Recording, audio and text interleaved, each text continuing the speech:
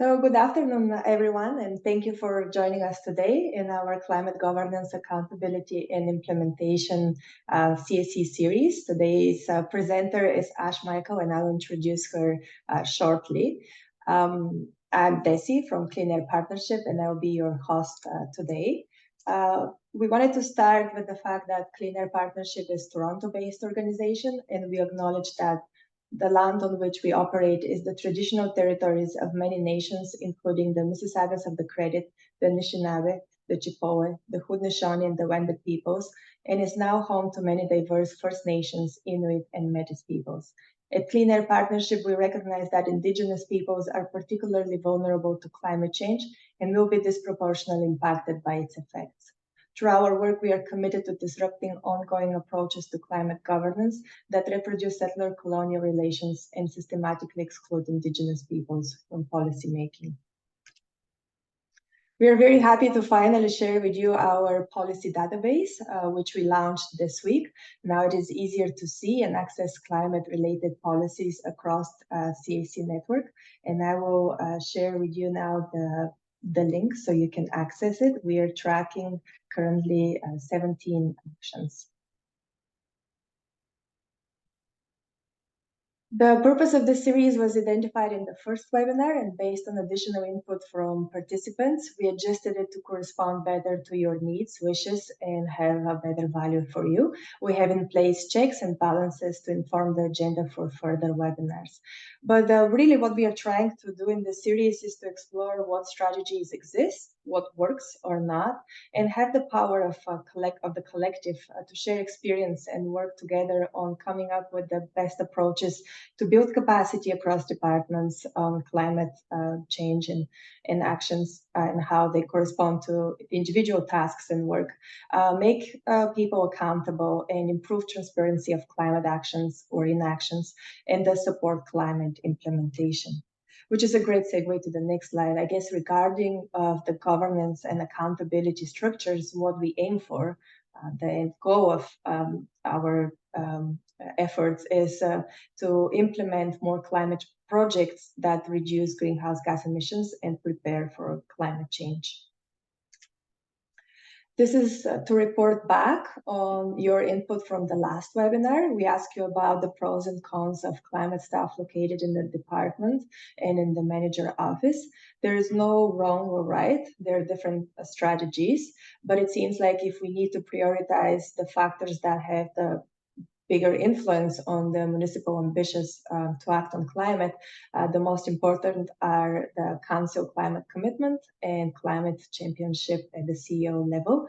This is our hypothesis, and we're going to try to test it today with a Menti question, but also as we are going through the webinars and through the series. These were the questions that were on your mind on September 13 in the last webinar. This is the input that is now informing today's presentation from City of Toronto and the upcoming one from City of Calgary. We will adjust our research and effort to answer those questions and work together in the upcoming in-person workshop on December 8th. If you have questions that are coming up right now or throughout the webinar today, please share them in the chat and we'll add them to our pool of questions to review and to discuss during this series. These are the questions we are asking you today, and I will switch the screen to Menti, and I will share the chat in the chat the link to access it. Here we go. So I will ask you to either access the link that I just posted in the chat or go to www.menti.com and use the code 73920400. And what we are asking as the first question is, which factors have the biggest role in supporting municipal climate ambition, resources, and implementation? We are trying to dig in a little bit more if it's possible to rank them, or we have the climate. Oh, thank you. I see responses. That's great, because I was just wondering if it's working or not. yeah, our answers, council climate commitment, climate leadership at the city managers level, implemented climate lens framework. We know that there are other accountability on-ramps that we can add here, but we're just testing it now. And as we go with different webinars, we'll be tweaking the questions so we can get the most input from you. And if you have any in others, I don't see right now, or I just saw someone, please specify in the chat so that we can track this. Thanks so much. We do see that council climate commitment is coming up to the first place, and second climate leadership and CEO and city manager, which it's not surprised. That was basically the input from last time in a different version. So I'm glad to see that we are confirming.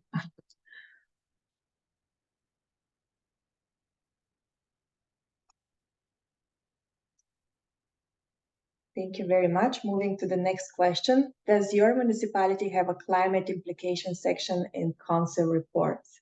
As you may know, or I hope you really know, because we are tracking climate implications in council reports in our repository too. And currently we have 3 CAC municipalities. There are other municipalities that are in Canada and US that we are tracking as well.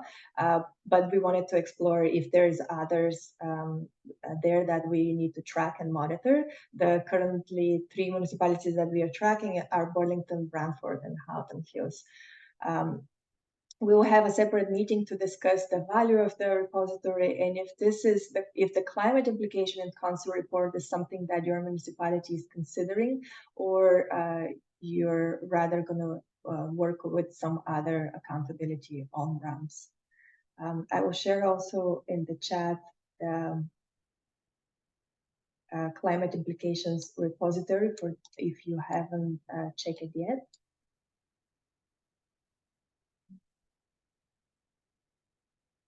Thank you. Thank you for the responses.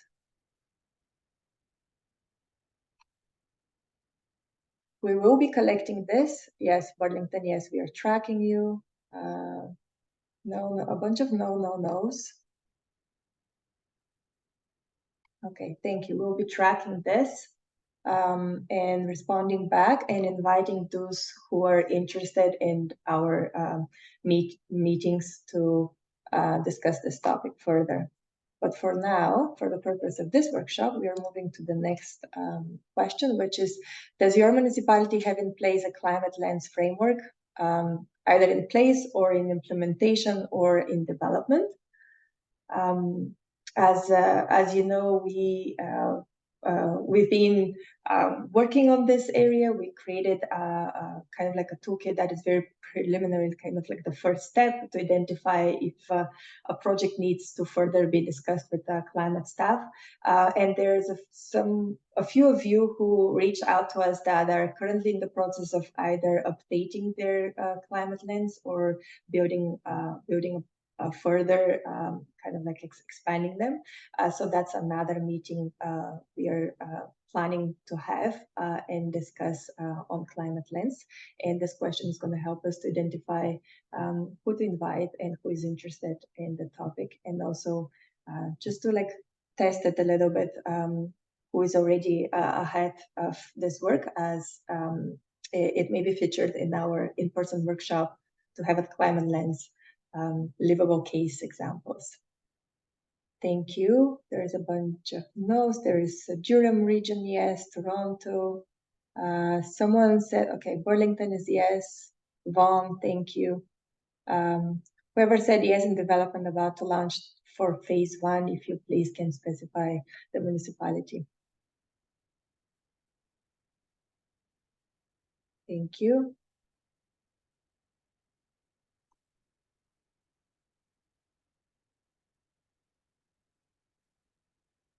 That's great. And if you want to answer to any of the questions that I already passed, just put the answer in the chat, and we'll be collecting that. I'm moving to the next question, and it's the last question. Has your municipality integrated climate consideration in stormwater and urban forestry plans? This why we are asking this question is because we are currently we just started a project with students from University of Toronto to explore the climate integration leading practices and case studies specifically for those two plans. Why? Because this is a continuation of our effort that I think started 4 years ago when we had the discussions, and there is a report on that, on climate integration into official plans, which led us to know better that it has to be beyond beyond official plans and incorporating climate change across municipal plans. We had a bunch of webinars, and you identified that the most kind of like likelihood of this integration to happen is through the stormwater, urban forestry plans, and transportation, I think. But with the students, we're going to work on the stormwater and urban forestry plans. And part of the research will be to do some interviews. So I'll be probably reaching out to some of you, especially for those of you who already said yes. Thank you. Okay, and again, if you can specify the name of the municipality for those who are yes and in process, yes for Pure region, York region, thank you, Burlington, thank you so much. And I will leave this open so you can continue answering. But I will share the screen back to my presentation because I just want very briefly before I introduce Ash to just let you know what's coming up. Climate governance and accountability, Calgary's climate governance. They have another presentation later on in November where they're going to talk specifically about their resiliency implementation. And something that it's coming up and we are preparing for that is in-person workshop on December 8th. Okay, now thank you, Ash, for waiting for me to finish my part, and thank you for being with us. Ash Michael is the project lead in policy and research unit at the City of Toronto's Environment and Climate Division. With a career in municipal climate policy spanning over 6 years, Ash specializes in areas such as residential retrofits and climate communication and engagement. Ash is dedicated to inspiring the public, municipal staff, and decision makers to actively participate in the fight against climate change. She does so while championing the principles of human-centered design and driving significant organizational change within the municipal sphere. Currently, Ash is the forefront of critical cross-corporate climate governance initiatives, including the development of the climate lens, carbon accountability framework, and green bonds. These initiatives exemplify her commitment to advancing sustainable practices and shaping the future of climate policy in the City of Toronto. And her presentation will focus on exactly these tools. Thank you so much, Ash, for being with us. Without further ado, I'm passing it over to you. Thanks so much, Desi. Let me start by sharing my screen.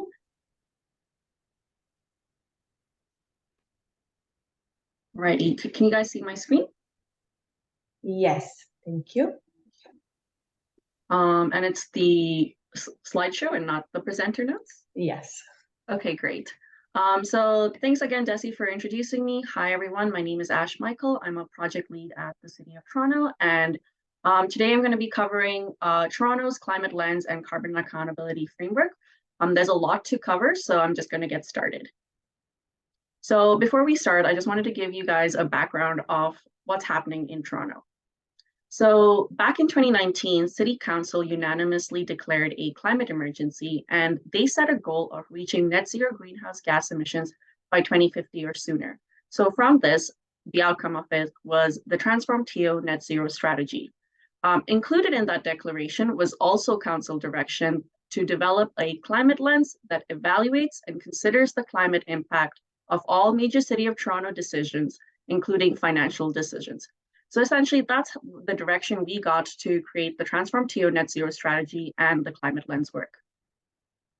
So the Transform TO Net Zero Strategy identifies the city's role in ensuring the ways we build, travel, and consume result in fewer emissions and enable us to reach our GHG reduction targets. Through the net zero strategy, Council adopted the following community targets. So it's 45% by 2025, 65% by 2030, and net zero by 2040, all from 1990 levels. For corporate emissions, we also have a target of 65% by 2030 from 2008 levels. And in order to reach these ambitious targets, the city has decided that we'll facilitate transformation in 5 key areas. The first one being demonstrate carbon accountability locally and globally by establishing a carbon budget for city operations and the community. So essentially, the climate emergency helped us give direction towards creating the climate lens, as well as the Transform to Net Zero strategy, which then directed us to creating this carbon accountability governance framework. So for our agenda today, there is a lot to cover. So I'm going to start off with the climate lens. We're going to take a quick break where you guys can ask questions specifically about the climate lens, and then we'll switch over to the heavy stuff of the carbon accountability framework. So starting with climate lens. So as I mentioned earlier, in 2019, Council declared the climate emergency, and essentially they gave us direction to create a climate lens that evaluates and considers the climate impact of all city decisions, specifically financial decisions. We started off by hiring a third-party consultant to do a best practice research on climate lens, governance structures and policies. And what we learned through the jurisdictional scan was that there is no standardized definition at that time or scope for a municipal climate lens. So we set up the climate lens planning table, which included climate champions from across divisions, and we consulted with them to really define what the scope of a climate lens would entail. We learned that there is not a one-size-fits-all policy. So initially we wanted to put like a climate lens policy, make it mandatory, and there was a lot of pushback. So instead, we decided to pivot. And what we first did was apply a climate lens into the annual budget process. And that started in the 2021 capital budget process. And through the years, that has gone through a lot of refinement.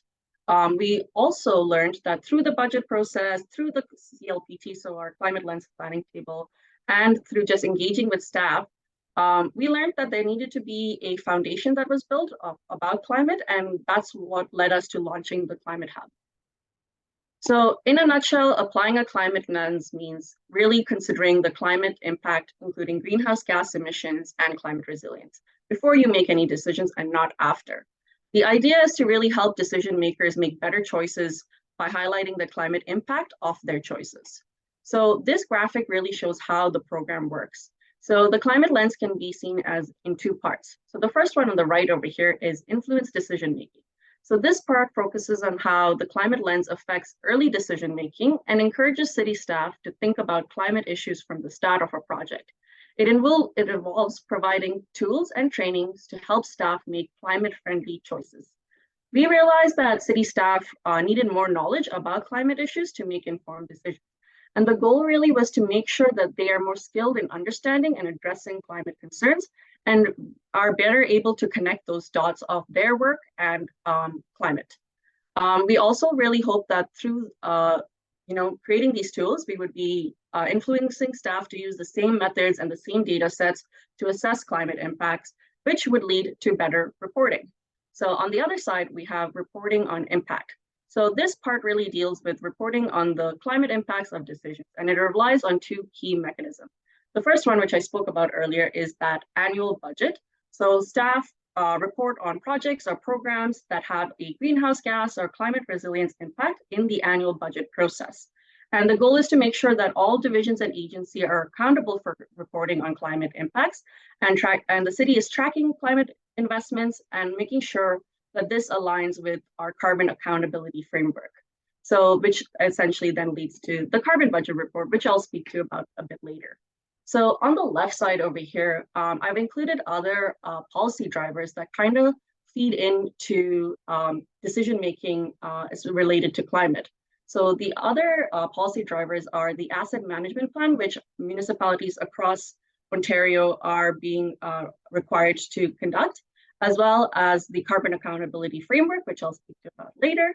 And lastly, the procurement policy, which is in works. And essentially, it is inserting climate criteria into the procurement process through a new sustainable procurement policy. I don't work directly on this file, so if you have any questions, I can take it and then share it with other staff who would be able to answer it on a later date. So going back to influencing decision making. So I wanted to show you guys our climate hub. So essentially we realized we needed a one-stop shop internal web page dedicated to hosting climate information relevant to staff and their work, and making sure that it helps staff and guides staff to applying a climate lens. So on the Climate Hub, there are 6 main deliverables, and really the goal is to build climate competency and leadership. So now I'm going to walk you through those 6 main deliverables. So the first one is training. So we created 3 training modules that are delivered on our e-learning platform called Eli, and it's really for city staff, but it can also be accessible by different other agencies and corporations. The purpose of this training modules is really to increase climate awareness for all the staff and really help them improve their climate competency and leadership. The modules ensure that all staff have a basic understanding on the fundamentals of climate change, what is Transform TO net zero strategy, and a better understanding of the community and corporate-wide emissions. So if you guys are interested, we also can make it accessible for yourself to review the training modules if you're interested in creating your own. We have an external platform and I can connect you to that. So let me know. We also have the Climate View map. So this is an easy to use web-based mapping application, and it uses geospatial data to really help staff learn about climate hazards, vulnerabilities, and resilience measures. And it's to help them visualize this in a context across the Toronto landscape, but also specific to maybe where their project is located. And this is a first step to kind of introduce them to the data. Initially, we wanted to create a climate risk assessment map, but we weren't able to do so. So we decided to instead pivot to focus on engaging and getting staff to work and better understand the data that are out there. This is my favorite thing that we created. It's called the Climate Policy Map. There are so many different climate initiatives across the city of Toronto, and sometimes it's super confusing to figure out how does one strategy relate to another. So this map really provides an overview of all the ways the city is working towards a sustainable and resilient net zero future. It depicts the major overarching cross-corporate direction related to climate mitigation and adaptation, and also the many sector-specific strategies that contribute to emission reductions or improving climate resilience.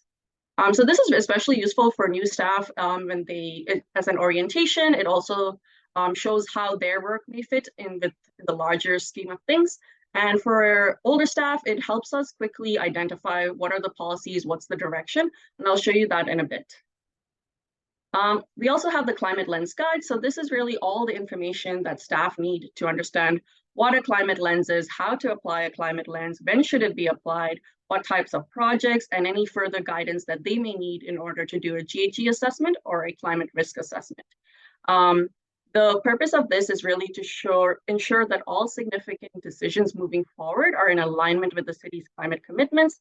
And to the greatest extent possible, we hope that staff across the corporation are using the same standards and methodologies and the same climate data and so then that will help us get better reporting.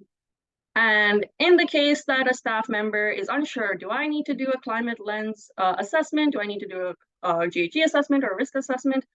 We have a screening tool that essentially answers a bunch of different questions, and it's a quick way to determine, do I need to do this or not?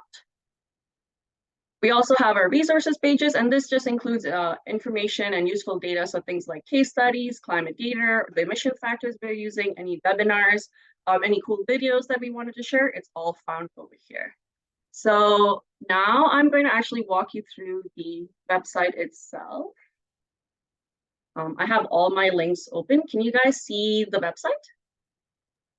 Yes, we see Welcome to Climate Hub. Okay, great. So this is our website. Unfortunately, it is an internal website at the moment. Ideally, we would love to make it external so that other staff or like other municipalities can also access it. But we're more than willing to share the resources we have so that you can tailor it to your own municipality's needs.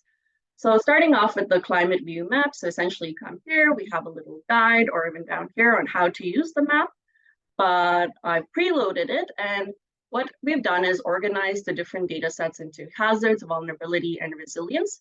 And like I said, this is unfortunately not a risk scoring map. but instead an engagement tool. So for example, I don't know what a floodplain is. I'll click on it, and then I can learn.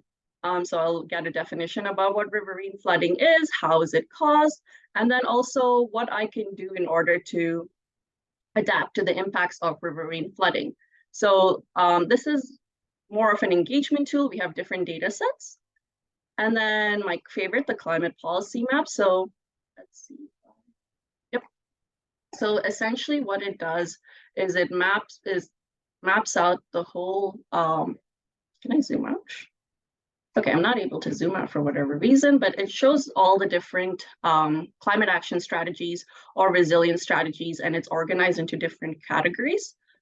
So as we go, we try to update this map, but then what's even better is that, like I said, we have information about each of those different strategies and what are the specific climate goals for that. It also links to the decision that's made, so it's super useful if you're writing a report. And then it takes you to other external links if you want to learn more. Next is the Climate Lens Guide. It's a 49-page document, and we've been sharing this with municipalities. So if you're interested in looking at this, please let me know. Here is our screening tool. So it's just a checklist of questions. So things like, does your initiative include one of the following components? So procurement of fossil fuels. And if you answer yes to any of this, then you should go and download the Climate Lens Guide and apply essentially a GG assessment to your project. Our resource page, again, different resources available. And then what's great is we also created a glossary that was super useful. Our staff in our division, we realized that we all have different definitions of the same topic. So this is a way to make sure that we're all using the same definition, the same wording for talking about different things. And we've been sharing it again with other divisions, so then to make sure that as a city, we're all on the same page.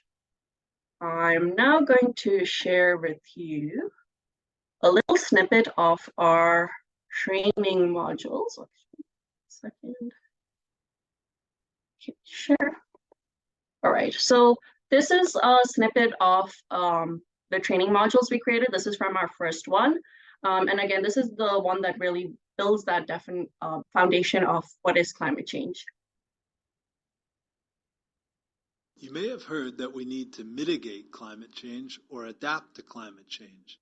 Let's clarify the difference between those two terms.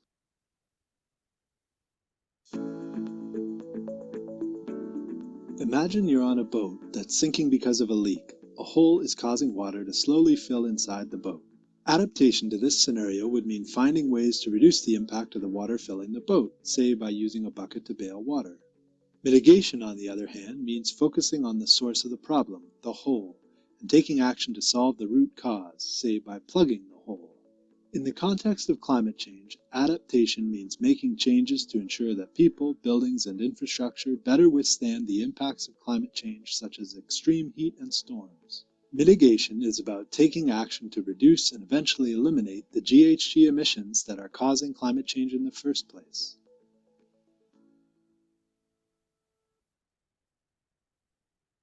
The City of Toronto undertakes both mitigation and adaptation measures to address climate change. You'll learn more about these in Module 2. Sometimes adaptation and mitigation actions serve different goals. So really what the purpose of me showing this is that we really try to make these training modules pretty engaging. They have little fun animations and they speak to about, a little bit, sometimes it's difficult to convey these topics, but so far what we've seen is that people have participated in completing the training modules. We are trying to make it mandatory to all city staff, but we're in the works of that. And yeah, we've definitely seen changes from staff from the training modules. So I think let me go back to my presentation.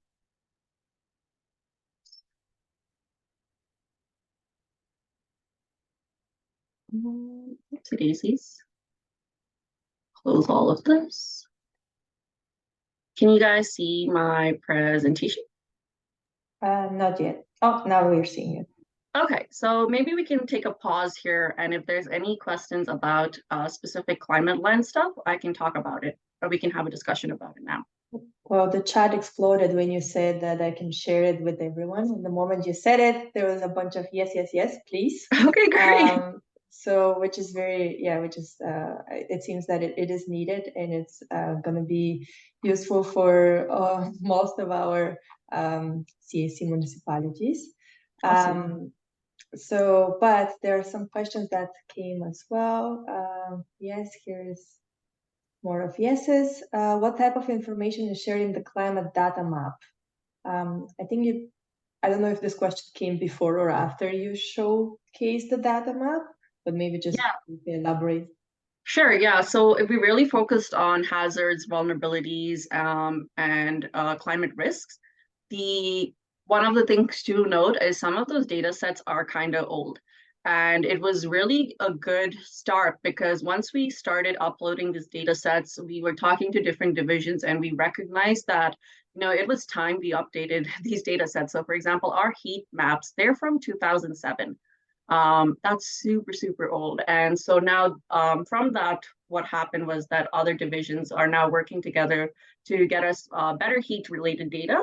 But essentially, those are really the data sets. So for vulnerabilities, we have like schools, long-term care centers.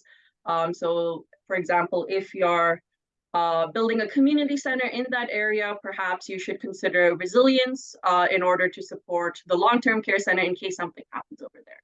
So that's how the narrative falls around in those little engagement boxes. But it's again just to help people start connecting the dots. Thank you. Sorry, I'm monitoring actually the chat here, but we need to figure out a way. I don't know if Ash about the sharing the training. If we can support and like as an organization have like to support you somehow that you'll be able to distribute that whenever it's available to the other municipal staff. We would like talk about this internally and then share with you how we're going to do it. But we have your names and everyone that is interested in sharing. So we'll make this happen. Moving to the next question. Curious to know who developed the training models. I believe that's you. Yep. So this was done in-house by me. It took about 6 months. So, we worked as a team to write the script. The voice is my manager, Charlie. We did the recording with the mic that we borrowed from someone in our division whose family does podcasts. So it was very much in-house. It took 6 months. It was a lot to learn because one of the things is that this is built on a software called Storyline. And unfortunately, the privacy and security rules of the city means that we cannot have an external e-learning vendor create us a Storyline module. It has to be created in-house. So it was a lot of me watching YouTube videos, learning how to do this, putting it all together. And then the animations, we were able to hire a vendor to create the animations for us. But again, the script and everything was done in-house. Something to add here, and thanks, Gabby, you added in the chat, but that Clean Air Partnership is in finalizing a Municipal Climate Action 101 online courses series that I believe there are more than 20 models or videos. Maybe it's like few models, but a lot of videos and a similar principle of what we saw and what Ash and her team built. And this will be available probably next month. For you. Then moving on to more questions for you, Ash. What is the staff complement for updating the resource page and how often is it updated? So our climate lens, our climate governance team was just me and myself, my manager, Charlie.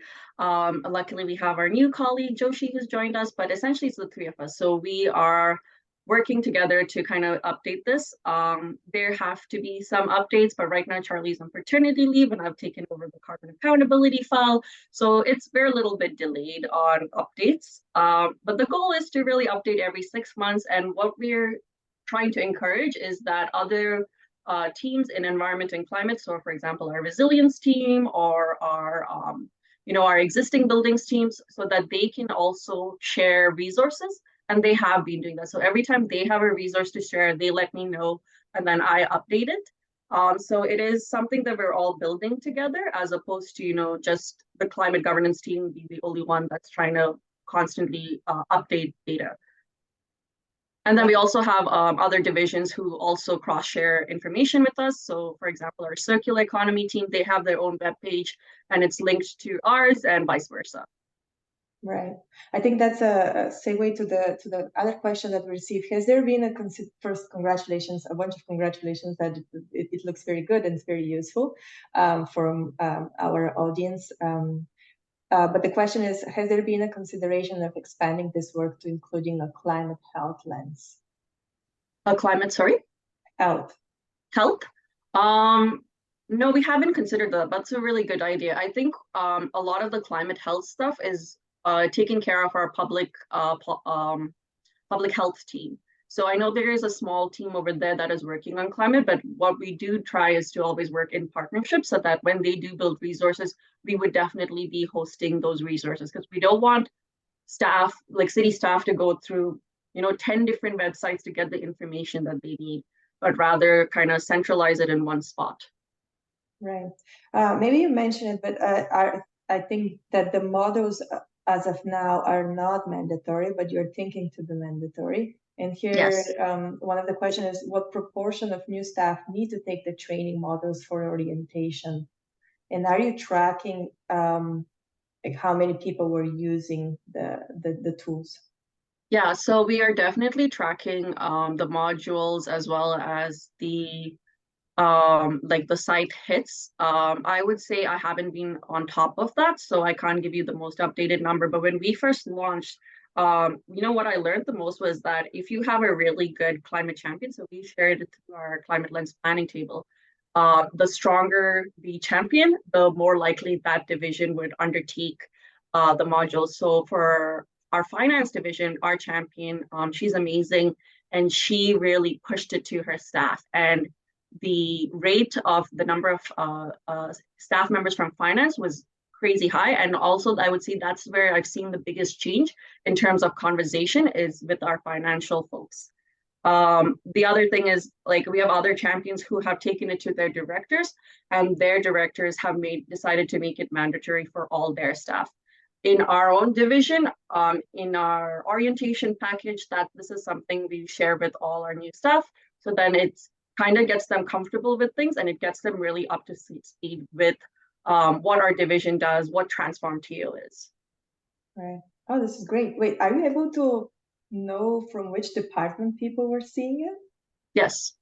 Oh, that's definitely the training modules. I have the on the back end, you're able to see, because it's linked to your staff account, like your staff number. So you're able to see that on our e-learning platform. On the other platform where we are sharing it, which is more for our external, that's something that I have a record of. So what I do is essentially, if you're interested, I would send our person on the other end to create an account for you, and then I would share with you the user information so that you can have it to view for your own purposes. Thank you, Ash. David, I see your hand up, but I also am more conscious about the time, and I know some people cannot make it. Probably you're all aware that the time is until 2:30, but I'll give a chance now to Ash to present the second half, and then David, I'll make sure to unmute you so you can speak up. But Ash, if that's okay, we can continue with the second part. Sure, sounds good. We can continue these questions at the end with the other set of questions that you'll have about carbon accountability. So, do you guys see the slide that says Toronto's carbon accountability? Yes. Okay, great. So let's start. So our carbon accountability framework was adopted by Council this May. So it's fairly new, and right now we are in the implementation of it. So before I start with jumping into what our carbon accountability framework is, I wanted to give you, since a lot of you are policymakers, I'm sure you'd appreciate to see where we got our stuff from. So we look towards many different leading authorities. And the first one, as many of you know, a lot of C40 cities are now following the Oslo model, which integrates a carbon accountability process into each annual municipal budget cycle. So what's great about Oslo is that their report looks at it retrospectively. So they're judging the performance on their annual sector-based GHG inventory. And then they're also looking at it prospectively. So looking at projecting out the impact of current GHG reduction actions, and then also identifying gaps and course correcting if necessary. This process is very similar to how financial flows happen in many municipalities. So this is something that we chose to adopt because it kind of matches the way the city already operates. We also looked at United Nations Race to Zero, which Toronto is a signatory. And in June of 2022, they had updated their participant criteria to more clearly define what achieving net zero means and what is the acceptable approach specifically with regards to offsets. We also looked at the UN high-level group on net zero emissions commitments of non-state entities, a very long title, and they really set out the standards and criteria specifically for cities on what it means to be integrity, transparency, and accountability. The ISO also released last year in November their net zero guidelines, which help us plan for what net zero means for cities. Through our research, what we learned is that there is not a one-size-fits-all, and each city must really adapt principles of carbon accountability to their own existing processes, systems, and resources. Our staff report, which was adopted in May, covers our evidence base and the rationale for why we chose this carbon accountability system and why it's a good fit for Toronto. We also looked at the Canadian Climate Institute, and what they had done is a jurisdictional approach on carbon accountability regimes, and from that, there were 6 core elements, which I kind of want to go through now. The first one is you got to formalize climate governance structures and processes. So we did that through our annual budget process, where we are prioritizing impactful climate spending, and we also made sure to codify our emission budgets, which I'll speak to later, and how it relates to planning and process. And it helps us clearly define the government structures as well as roles and responsibilities. So we also established our interim emission reduction milestones. So we are setting out separate corporate and community emission budgets, and we're making sure that this is aligned with those council adopted net zero targets. And the key outcome of all this work is really that carbon budget report. And what it does, it'll provide a detailed report on the quantitative impact of Toronto's GHG reduction actions. And it helps produce action plans to meet our milestones. And it also provides the basis for monitoring and reporting. In our carbon accountability framework, we also clarify the net of net zero. And that is our new corporate policy for the purchase or sale of carbon offset credits. And lastly, the 6th key takeaway is really you should be looking at broadening the scope beyond just reducing emissions. As a city, we definitely focus on the emission parts of things and tend to ignore the resilience part of things. And in our staff report, we haven't really outlined the extent of the scope to consider adaptation, but in the report, we are where applicable, we are going to report the impact of resilience. And more importantly, our resilience strategy is being updated as of next year. So we're kind of waiting for a little bit more direction from that before we start introducing more standardized methodologies to quantify resilience across the city. So as I said earlier, in May 2023, which was just a couple of months ago, Council approved our carbon accountability system to drive implementation of transform-TO. And it really, what it does is it institutionalizes the what, the when, the who, and how transform-TO net zero strategy will be implemented. It is the first step in steering GHG emissions in Toronto towards net zero, starting with lowering emissions from the city operations. The carbon accountability system aligns with the city's commitment to climate leadership, and city staff will be crucial in implementing this. So, a carbon accountability is a system with rules, guidelines, and tools to track climate actions. And it helps measure how we reduce greenhouse gases, how it affects our finances, and any legal implications. This system helps our divisions work together, stay within the budgets, and make better and well-informed decisions. So in our framework, we have two key policies. The first one is the new bylaw in the Toronto Municipal Code, so it's a new chapter. Our second one is our new carbon offset credit policies, which helps us define what net zero will mean for Toronto.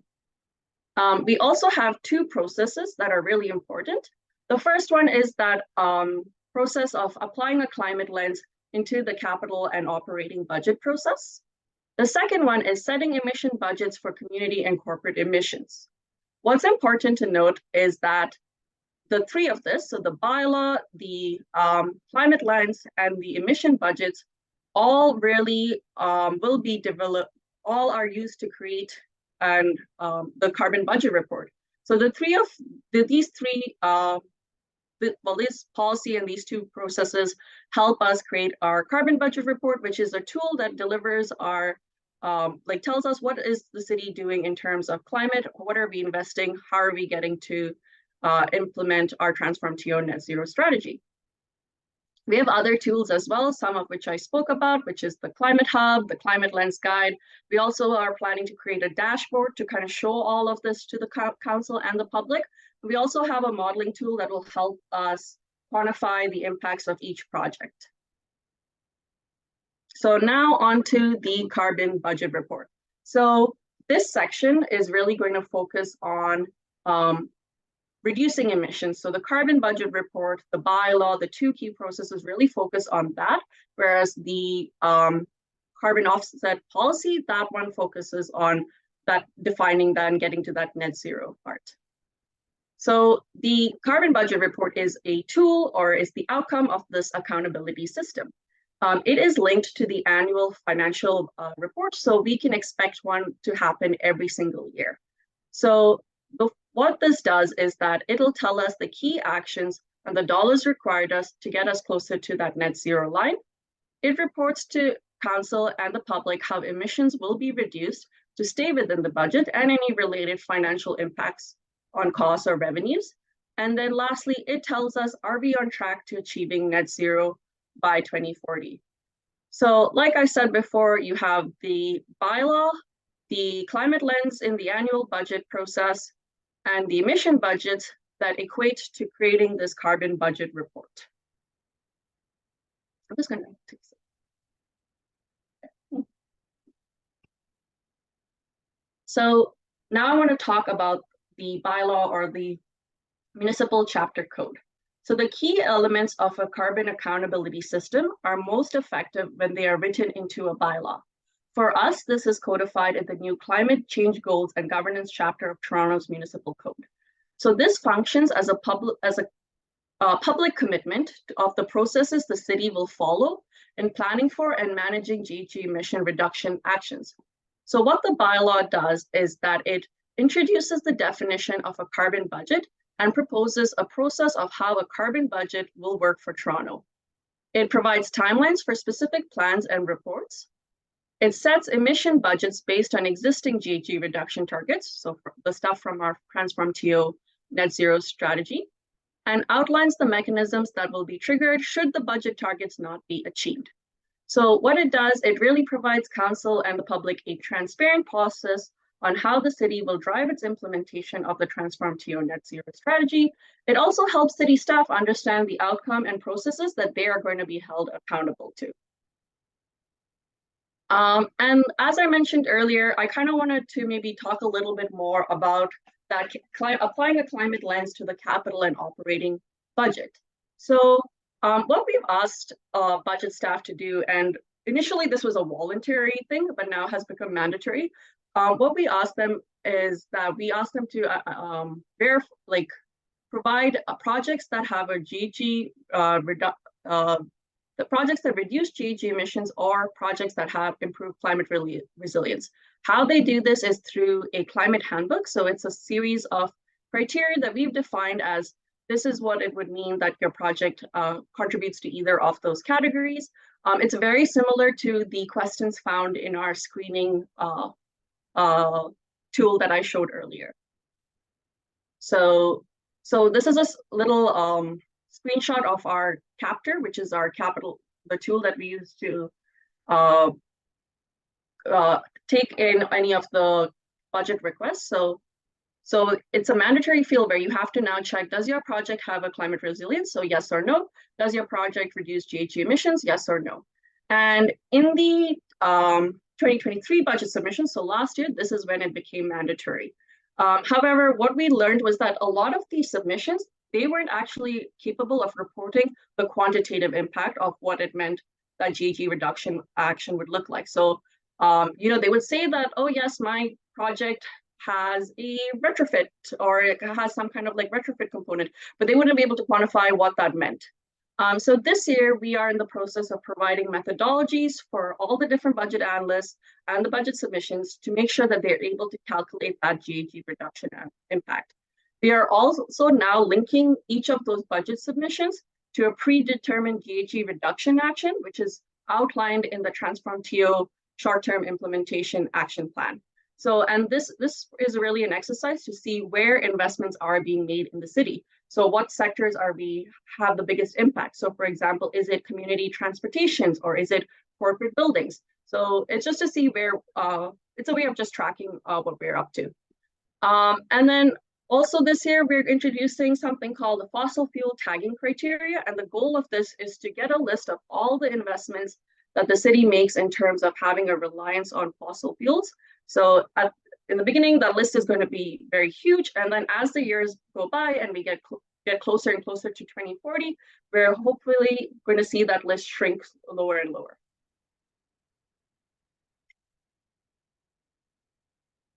So our next process that I want to talk about is setting emission budgets.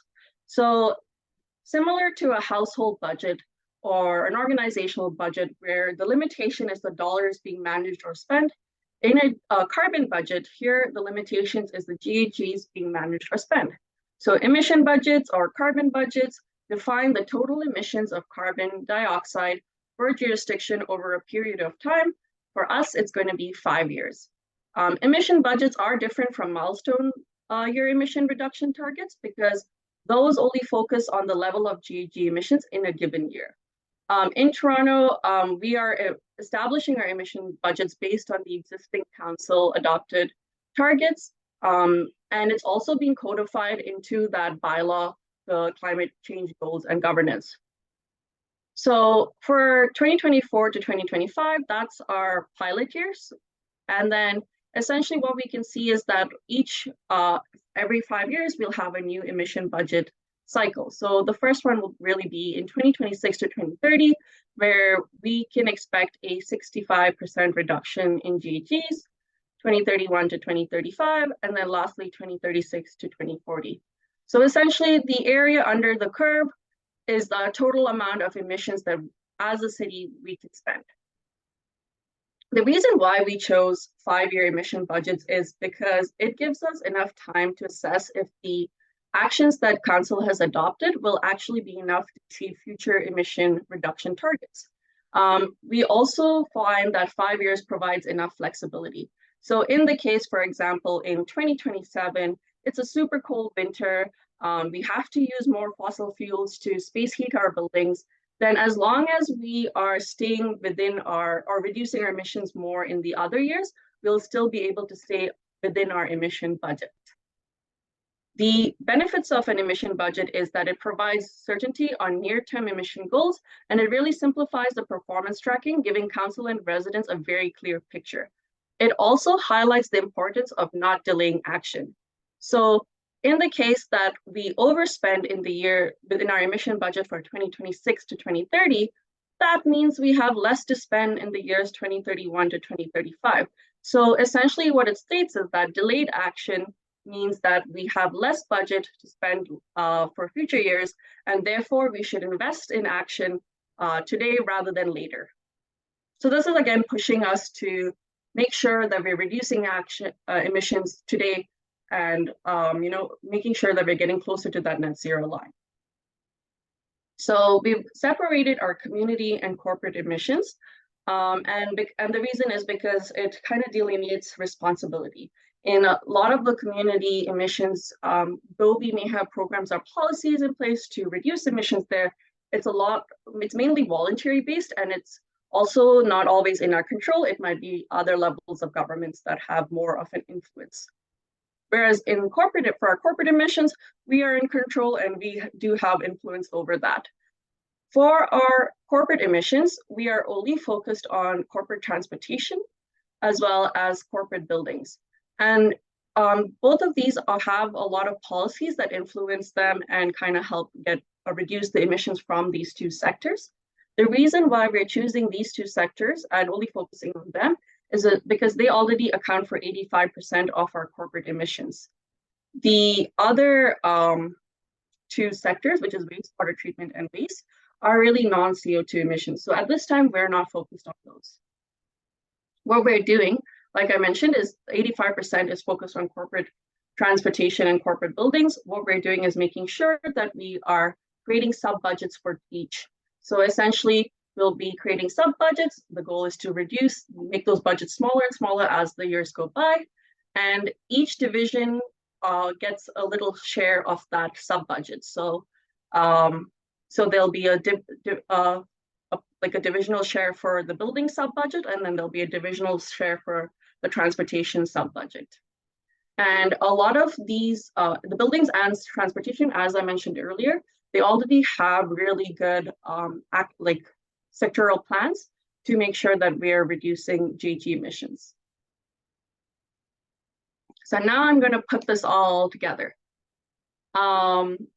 So as you guys know, there is an annual carbon budget report that's going to happen every year, and it is going to be linked to our annual capital and operating budget, so the city's financial budget. This is going to tell us the key actions and the dollars required to get us to that net zero line. It tells council and the public how emissions will be reduced and what we need to do in order to stay within the budget and what the related financial impacts of this is going to be. Then we're going to be setting emission budgets. So this will tell us how many tons of carbon can we spend within, and the advanced plan will tell us what are the broader actions we need to have to take to stay within the emission budget and ensure that we do not overspend in this cycle. So if we're looking at a cycle of, which is the 2026 to 2030 emission budget, we would expect to see an annual carbon budget report every single year. Prior to the cycle starting, we will be setting our emission budget, so telling what can we spend within this year, and then we'll be identifying what are those big ticket items that are going to make sure that we stay within it. This may include projects that are currently unfunded, but need some funding. So that's the emission budgets. And then when the emission budget cycle starts, in the middle of it, we expect to see a progress report. This will tell us how are we doing within this time frame. It also gives us a chance to change any items in the next year budget, so 2029 budget, in case things are going not in the path we wanted. So for example, if there is a global shortage of EV vehicles, then that's where we would kind of explain, we might not actually stay within our emission budgets because we were hoping to purchase another 100 new electric vehicles, and now we can't because there's a shortage. So that's where you'd really report it in the progress report. Or in the case that there is no global shortage, then we say, yay, we're on track. We're going to get our 100 electric vehicles. And then lastly, after that emission budget cycle is finished, we have our achievement report. So this is where we say, hooray, we did it. We stayed within our emission budget, or oh no, we didn't do it. We've exceeded it. So that means the next emission sub-budget is going to be slightly lower.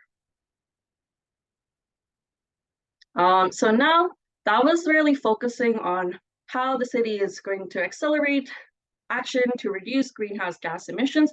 Now we're going to focus on what does it mean to define net zero, and what are we going to do once we get to 2040. So prior to the current offset credit policy that was adopted in May as part of the Carbon Accountability Framework, we had an old one that was really designed for that reductions of 80% by 2040 environment, and it was under the emission trading system of that time. The new policy is in place to make sure that we use reliable science-based methods to reach net zero emissions. It focuses on different ways of using offsets that match our current net zero goals, which are way more ambitious than our previous greenhouse gas reduction targets.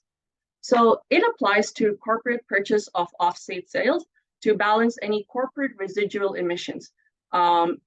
It does not apply to community emissions, because if we commit to balancing residual emissions from like private households or businesses, that essentially could be very, very expensive, and it also decreases the incentive for them to reduce their emissions before 2040. So one of the key issues when we were looking at what is a good like carbon offset credit is validity. So to ensure a net zero government system, we need to recognize that we have to clarify how offset credits can and cannot validly contribute to achieving net zero emissions. So we looked at different scientific bodies, a couple that I mentioned earlier, as well as the Oxford Principles, for a clear policy, and learned that carbon offsets that are based on any activities that avoid or reduce GHG emissions in the atmosphere anywhere else in the world are not capable of supporting a net zero claim. And this is because they do not cause the removal and storage of carbon from the atmosphere. So to halt climate change, any residual emissions must be balanced out by removing an equivalent amount of carbon dioxide from the atmosphere, and must be stored in a stable and long-term form.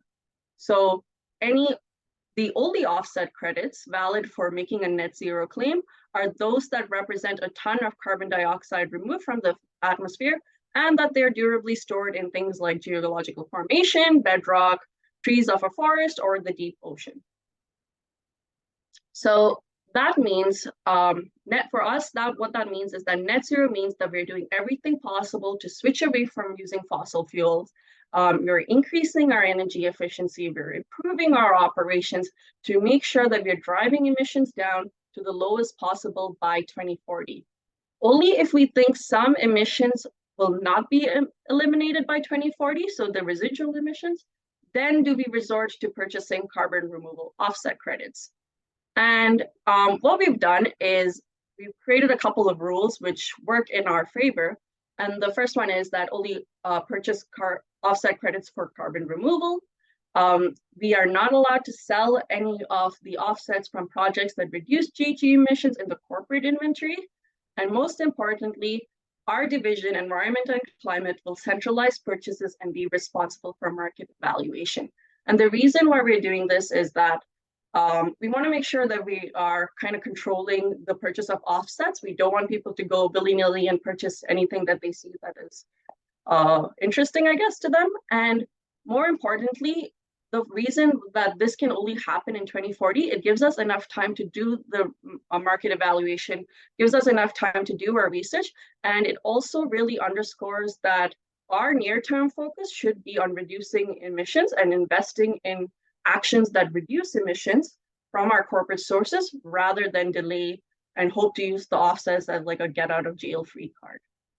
So that's our carbon offset credit policy. And I thought I could just kind of wrap up to see to show you guys some of the things we've learned in the last couple of months. So since this has been implemented in May, we've been working really hard with our financial folks to standardize the methodologies in use to calculate those GHG reductions, and also how do you better report on the climate investments that the city is spending. So from what we've learned and what some of the changes that I've seen so far is that it is so good to see that people are connecting the dots. So like I said earlier, our budget analysts, for example, they're really understanding the importance of climate when it relates to their work. We have other program managers and project managers across the city who are also making those connections and are able to better articulate and understand how their work may impact climate, or how climate may impact their work compared to maybe 2 to 3 years ago. We are also getting better questions. We're getting more, staff are way more engaged. They're also way more supportive in these initiatives.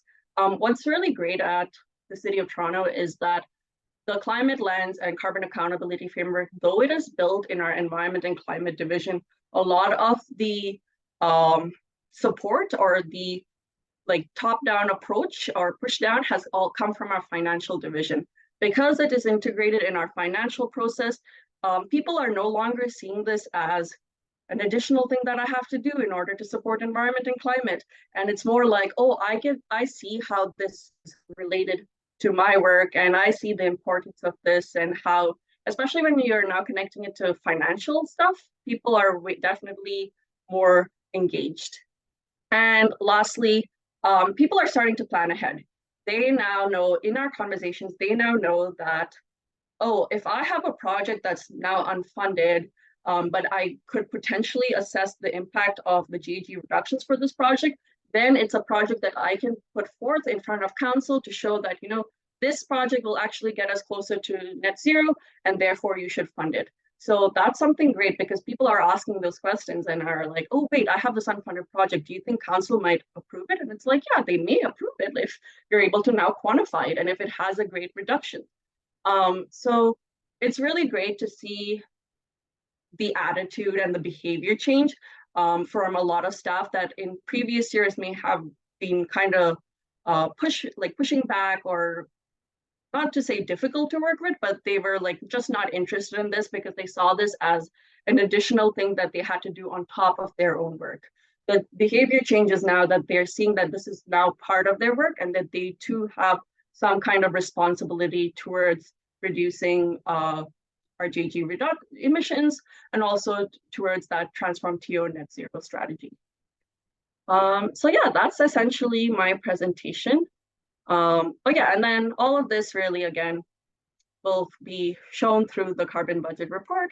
And thanks for listening in. And if you guys, I'm gonna open it up to discussion and questions, but if you have any questions that maybe that can't be answered here today, you can reach out to me at climatelens@toronto.ca, or my personal email, ashwati.michael@toronto.ca. Thanks. Thank you, Ash. Take a break. This was a long presentation, but it is great to see how well thought through is the policies and the structures, but also how they're very well connected. Well done on creating this tools and the structure, but also to presenting it, because you made it very clear. We have a lot of questions. I just wanted to say that we are recording, and for those who need to leave because it's past 2, we'll be sharing this with everyone. It's also, I guess we just started the series, but it's the second webinar, and we hear kind of like a similar thing where the finance division and the finance team is the championship. That's what Jamie shared with us for Pure Region, and you mentioned it a couple of times. So I guess that's I need to put this in our what are the factors. We need to put it there as well, together with the council commitment and generally having these tools in place. Okay, starting with the questions. There are a lot of questions. Okay, first one.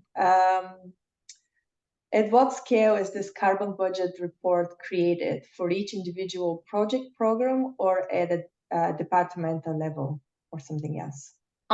So right now, the first report is the first official carbon budget report really will come in 2025. So that's when that emission budget is included.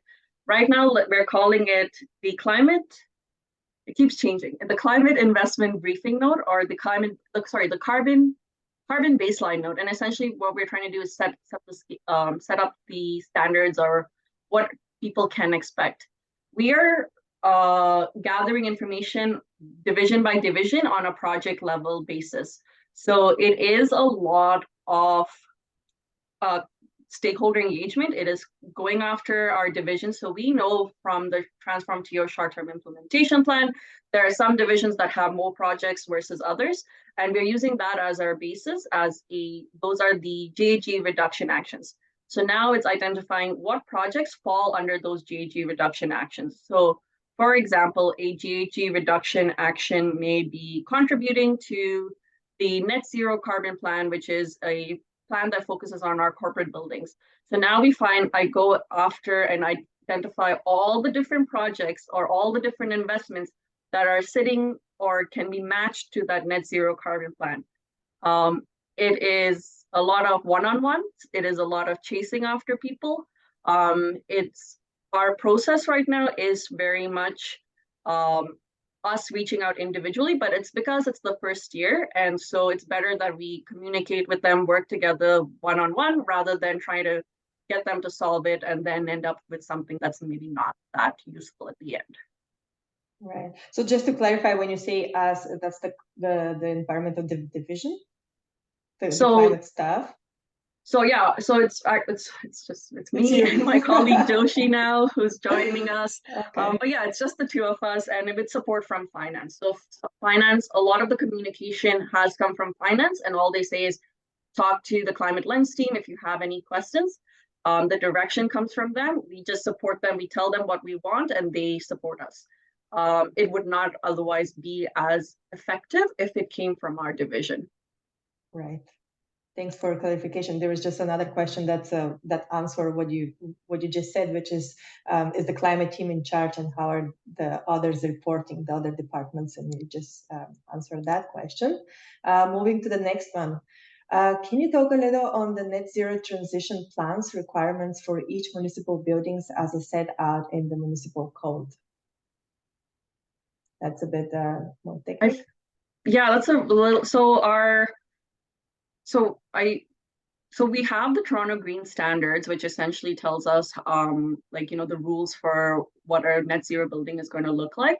That is implemented across the city, but sorry, what was the question again? It is Deanne's Courage. Can you talk a little on the net zero transition plans requirements for each municipal buildings as set out in the municipal code?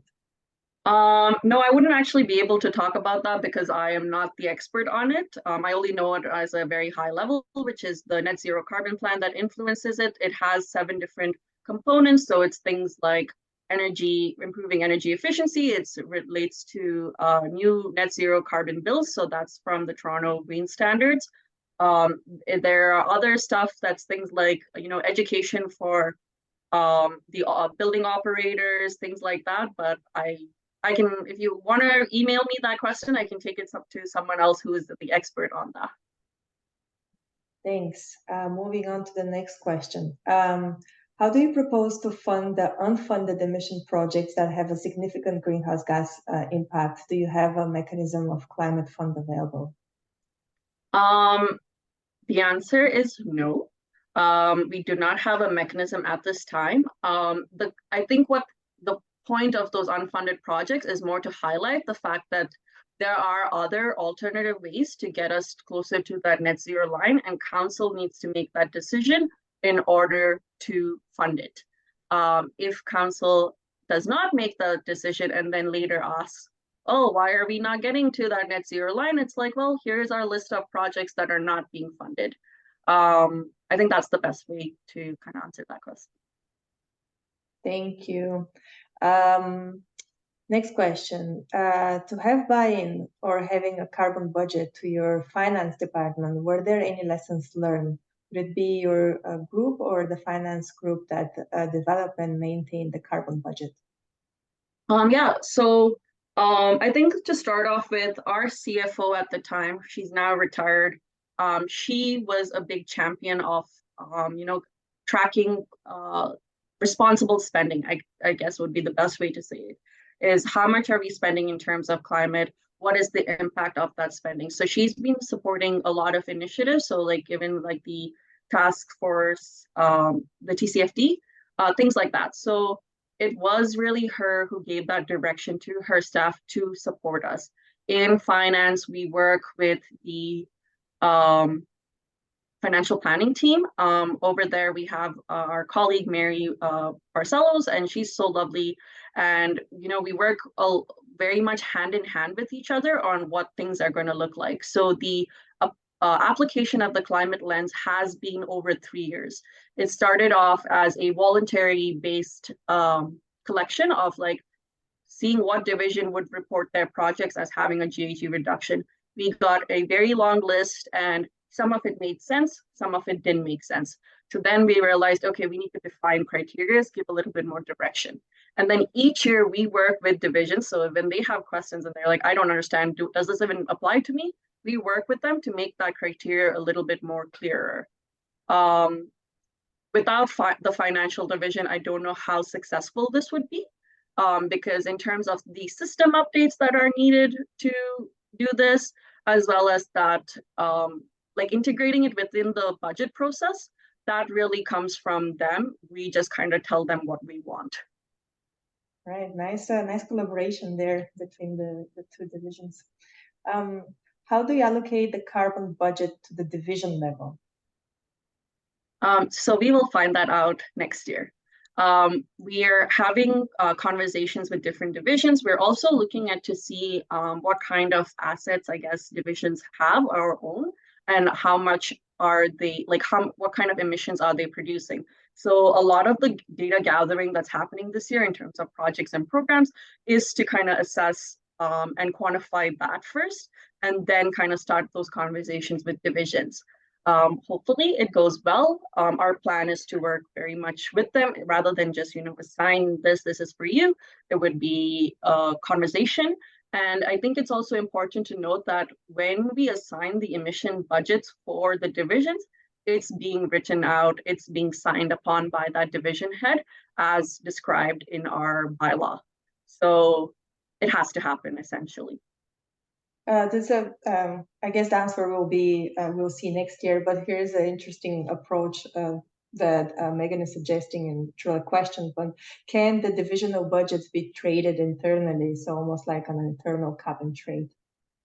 Oh, I don't know. We haven't really talked about that. I think there have been conversations about that, but we haven't set any mechanisms in place to kind of do that. I also think that it might get a little bit complicated because at the end of the day, though divisions have their specific shares, some of them, like at the end of the day, we still have that emission sub-budget as a whole. The other thing is, it also puts some divisions at a disadvantage. So, for example, a division like fleet that has a control of the transportation, emissions. For them, the sustainable fleet plans really focuses on just switching out our diesel vehicles to zero emission vehicles. So it's kind of easier to do that, whereas opposed to a division like, say, transportation services that has a lot of different projects or programs. They have things like bicycle lanes, they have things like, active transportation stuff. It's very hard to quantify that. So then quantifying those emissions and then being able to make sure that they're within it and then being able to trade it, it just gets a little bit too complicated. But I don't think we're in, I think it's a great idea. I don't know, given the scale of Toronto, would it be easy to apply? Right. This is a great segue to the next question, which is, and you put it on your slides there, that the question is, how have you accounted for the TTC emissions, and exactly what you just mentioned, that with the increase of model shift from cars to transit, then we may expect to exceed the carbon budget because of this transits. And how is this captured in City of Toronto? So just to clarify the question, it's like, how are we capturing modal shift projects? Yeah, and how you're accounting for TTC emissions, because I think on your slide you mentioned it was the TTC clean buses, but with the increase of ridership, hopefully, of transit, then we'll see increase of the emissions and maybe like going beyond the carbon budget for that division for the TTC. For sure. So that's something that's in the works right now and trying to figure out those like details. So part of that is making sure that our methodology that we're using is really good. So we're working with consultants right now. We're in the process of hiring them to quantify, to help us standardize those methodologies and provide methodologies. So I think it's important to note that the emissions that we're reporting in the emission budgets, we're looking at absolute emissions. And though there will be, a lot of feedback loops and things like that, we haven't gotten to that stage of how we're going to make sure everything is tightly wrapped.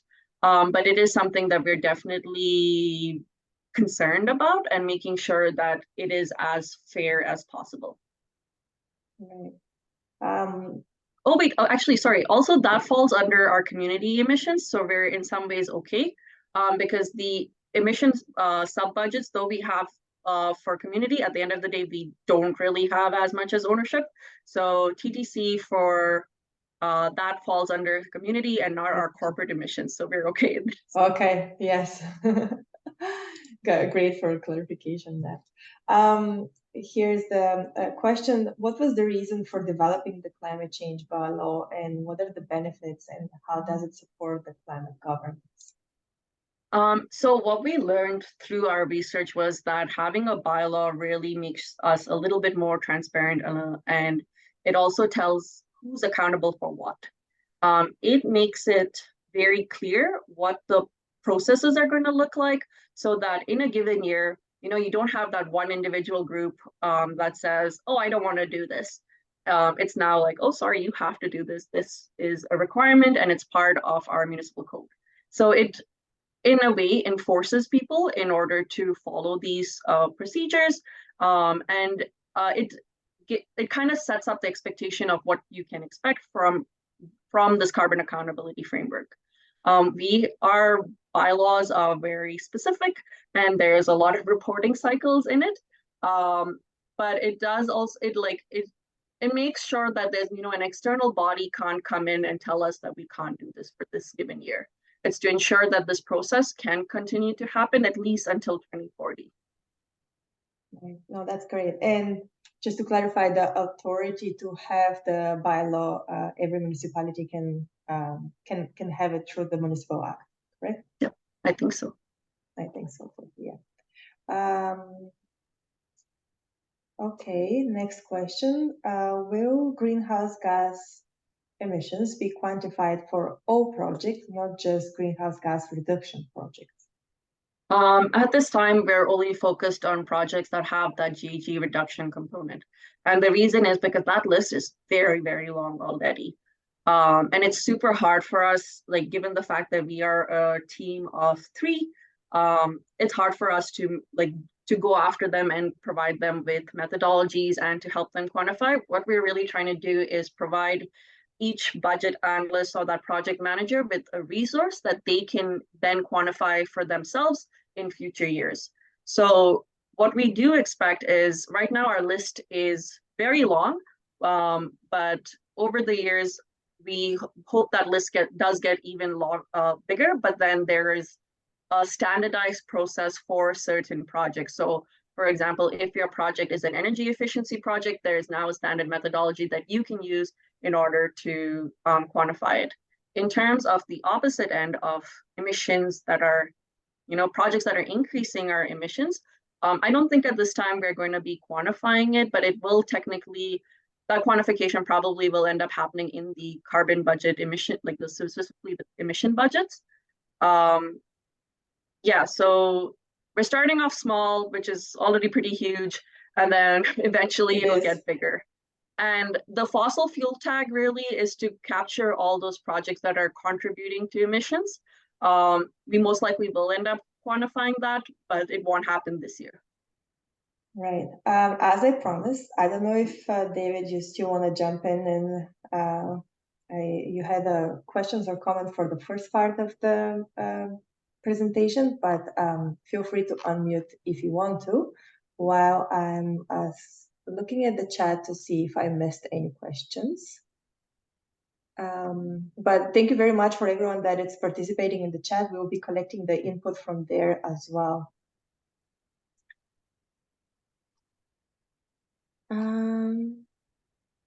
Do you have the bylaw number? Yep, I can send it. It's 559 dash. Let me just pull it up 1 second. I'll send it in the chat. Yeah, and we can even share it together with all the proceedings. There is one question that was from the first part, and I'm sorry, Ash, I put you here to a lot of talking because not just the presentation, but answering the questions. But what metrics do you use to measure the impact of the training models and the training engineering? So right now it's very simple. It's just to see how many staff members are completing the training modules and in what divisions are they completing it. We haven't really, I don't know how else we would be able to assess. Like it's because it's education, right? And you can't really see a direct implication of this education because it's not like now that you've completed this, people are getting more jobs in climate or things like that. So really what we're just doing is to see the completion rate among different staff members. And I guess qualitatively, what I'm recording or seeing is just behavior change. And that has been so apparent in previous years when, we were collecting information for the Transform TO strategy and now the Transform TO Net Zero strategy. It's got a lot of pushback. We got a lot of people saying, I don't want to report on this. Why do I have to report on this? And now it's a little bit more, oh yeah, sure, let me help you. And to me, that's great. That's like all you can really ask for is the fact that people have definitely bought in to the importance of climate change. So it's a great start. It is, and it's a great, again, note for us. I'm probably like just doing it for myself to note it after that when I'm listening, but it's similar again to what, and I'll be very interested. I'll be asking these questions for our next presenters in City of Calgary as well. But another point that it's very similar here because Jamie mentioned about the change, the behavior change comes with desire, and it's exactly what you said. It takes some time, and in the beginning could be a push back, but then at some point there is a desire to work on climate, and that's part of everyone's work, and it's not something added, and it takes time to reach that level, and it's great that we see examples here of that cultural change and behavior change within the municipality. Last question. Does council need to formally approve each 5-year carbon budget the same way they'd approve the financial budget? So by carbon budget, do you mean the emission budgets that we're assigning, Megan, or is it like the investments that are being made? Okay, so the emissions that are assigned, no, if I remember correctly, they don't need to approve of the emission budgets they're assigning. But as I mentioned earlier, each division head is essentially signing and stating that I am responsible for this. So it is more of that divisional responsibility to make sure that they're agreeing to what has been assigned for them because they were part of those initial conversations, and there's explicitly stating that they're going to make sure that they stay within it. Thank you so much. I think that's it. There's a lot of communication, and thank you for everyone that is contributing to the chat. A conversation happening there. But on our end, I think questions towards Ash, I think that's it. And we are at the end of the time. So thank you so much, Ash, for presenting this. We'll be in touch to see how we're going to share the training models and everything that you have that it's possibly to be shared with our CAC network. Sure. And this may take some time, but in meanwhile, by the end of the week or early next week, you receive the recording of this webinar and the presentation that Ash just gave us.